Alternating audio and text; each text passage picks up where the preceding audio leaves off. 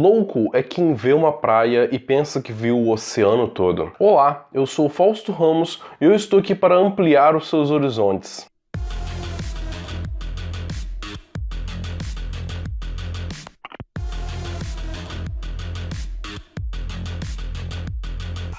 Melhor do que analisar os arcanos isolados é avaliar a sua relação em conjunto com outros arcanos. Analisando a base da Árvore da Vida de William G. Gray, vemos o louco conectando Malkuth a Hod. Do outro lado da base, a própria carta do mundo conecta Malkuth a Netzah. Nos arcanos maiores, o louco é a única carta sem numeração. Ele pode ser considerado como uma carta zero, ou seja, um princípio para os arcanos maiores. Ou ele pode ser interpretado como a carta 20, ou seja, a carta que encerra o ciclo dos arcanos maiores. E dessa forma, o louco simbolizaria um arranjo circular para os arcanos, onde o louco conectaria o começo e o fim desse círculo. Em outra interpretação para os arcanos, o louco seria a própria consciência que caminha em diferentes estados de consciência pelos arcanos maiores, ou seja, o louco é quem passa pelos estágios do mago, da papisa, da imperatriz, do imperador e assim por diante. E de certa forma, essa interpretação cíclica dos arcanos maiores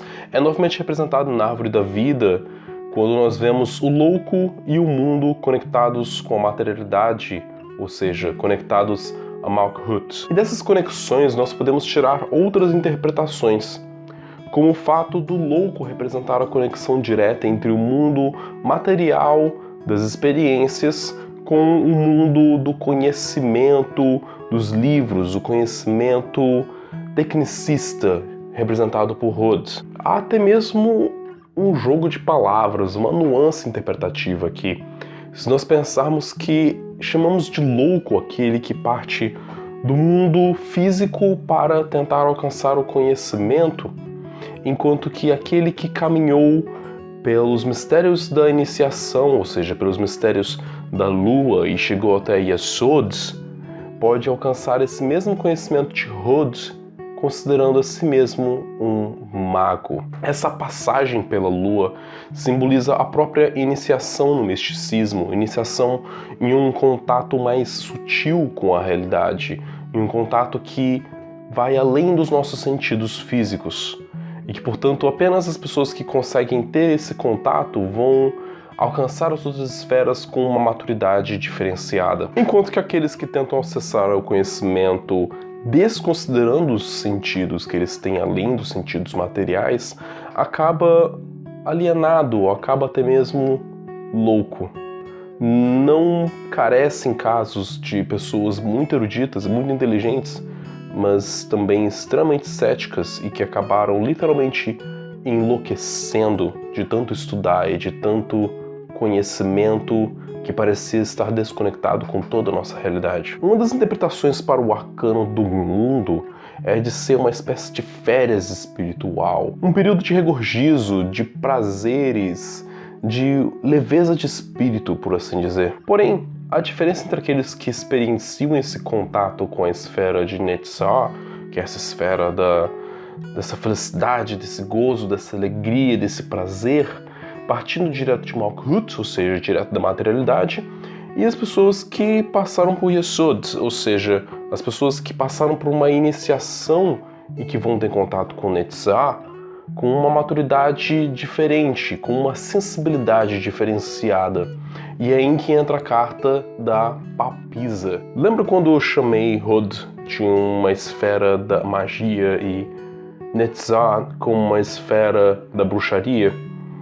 Essa distinção que eu faço agora entre esses dois caminhos partindo de Yesod, o mago e a papisa, como uma discriminação de dois tipos de praticante, um que busca mais a introspecção e analisar símbolos interiores, e outro que parte pela exteriorização e pela avaliação de símbolos que sejam exteriores a ela mesma. Partindo pela direita, nós vamos encontrar duas cartas emblemáticas de instituições por qual nós passamos e nós vivemos enquanto seres humanos.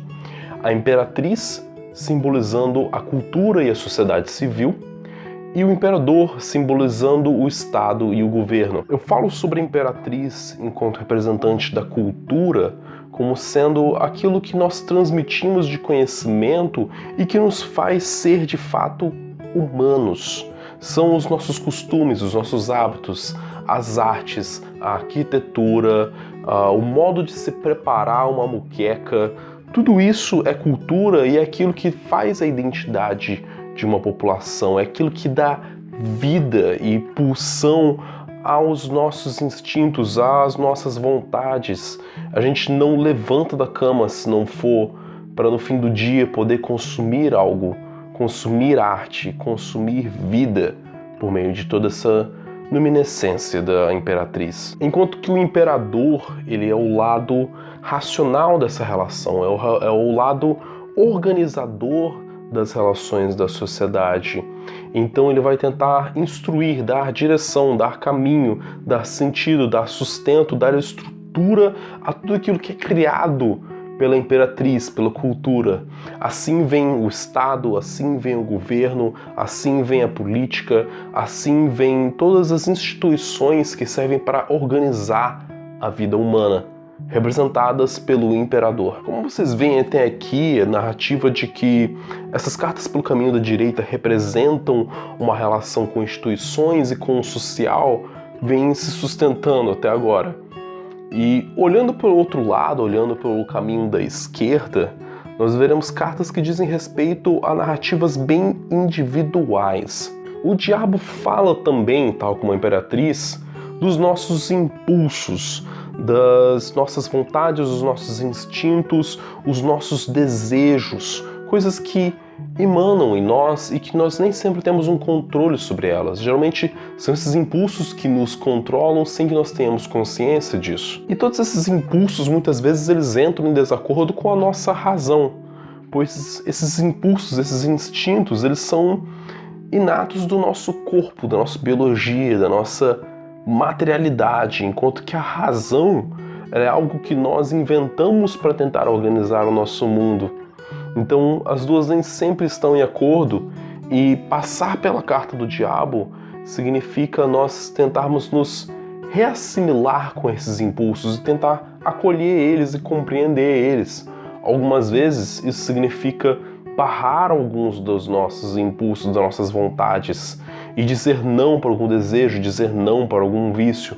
Outras vezes isso pode significar se aprofundar naquele desejo, se aprofundar naquela vontade, quebrar os tabus que nós temos com nós mesmos para descobrirmos esferas e partes de nós mesmos que ainda não conhecíamos. Portanto, é uma carta que busca muito a introspecção, é olhar para o nosso próprio abismo e ver o que tem dentro dele, sem medo, sem julgamento. E durante esse processo de introspecção, de olhar para os nossos desejos, de olhar para os nossos impulsos e nos reassimilarmos com ele, vem a carta da morte, que é justamente a carta referida como a carta da transformação. É a carta que representa, sim, a morte do ego, a morte do inconsciente, vamos dizer assim, a morte dos múltiplos egos, a chamada morte psicológica. Mas o sentido de transformação que nós podemos dar para a morte pode partir da própria morte biológica. O que acontece com o corpo quando ele morre? Ele entra em putrefação, ele começa a se deteriorar, ele começa a ser alimento de germes, e toda a matéria biótica que tinha naquele corpo, ela vai sendo dissolvida, quebrada e vai para a terra. E depois daquilo serve de nutriente e adubo para outras plantas crescerem e se alimentarem daquilo, e outros animais poderem comer aquela matéria e continuar o ciclo da vida. É necessário haver morte para existir vida. E essa constante transição entre vida e morte é o que sustenta esse equilíbrio, é o que sustenta essa transição, essa transformação que a morte representa.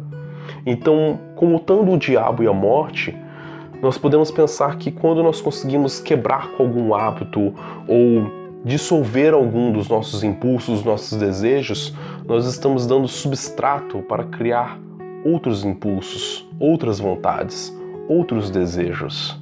e assim estar constantemente reciclando o nosso material psicológico, constantemente reciclando a energia que nós empenhamos nas coisas que vamos fazer. No topo da árvore nós encontramos dois caminhos distintos para nos conectarmos a Keter, ou seja, o primeiro conceito, o conceito da unidade. O Hierofante, ou também chamado de Papa, ele acaba sendo cabeça de uma série de cartas de uma conotação institucional e social. E o Hierofante não deixa de ser também alguém relacionado a uma instituição. Ele é o líder de uma instituição religiosa, ou seja, é a vinculação da espiritualidade dele com a de milhares, ou se não milhões de pessoas que estão atreladas a ele. Então diz muito respeito a essa evolução, essa caminhada por meio do social, por meio da relação com os outros. Enquanto que do outro lado nós encontramos o eremita, que é justamente um peregrino, um caminhante solitário. Ele, sim, se relaciona com as pessoas, ele ensina quando ele tem a oportunidade, mas ele leva uma bagagem bem pequena, ele quase não carrega nada com ele mesmo. E é por isso que ele não pode ter relações muito fortes com ninguém, pois ele vai estar sempre peregrinando e sempre indo para um lugar diferente. Como podemos perceber, a narrativa do caminho de esquerda ser um caminho introspectivo e, de certa forma, solitário, se mantém na análise das cartas, enquanto que o caminho pelo lado direito, sendo um caminho social, de se relacionar com as outras pessoas e estar atrelado à vida delas, se sustenta também. Não, eu não passei por todas as cartas, eu não fiz todas as análises, não explorei todas as possibilidades dessa árvore, porque esse não é um trabalho só meu, esse é um trabalho seu também. Eu dei o ponto de partida para que vocês pudessem continuar esse estudo por conta própria e explorar outras possibilidades interpretativas com essa árvore da vida. Eu tenho a intenção de publicar um estudo aprofundado, até mesmo desses conceitos que eu passei nesses vídeos e dos outros arcanos por quais eu não falei em vídeo.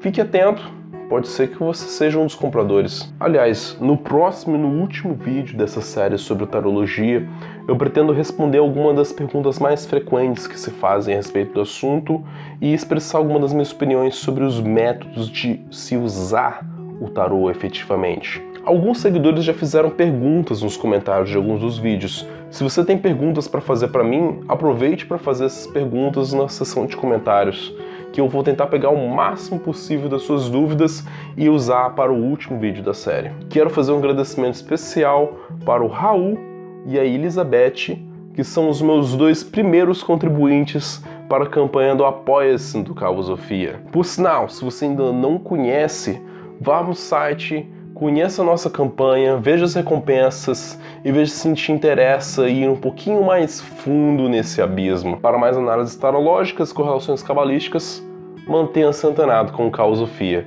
Até por acaso.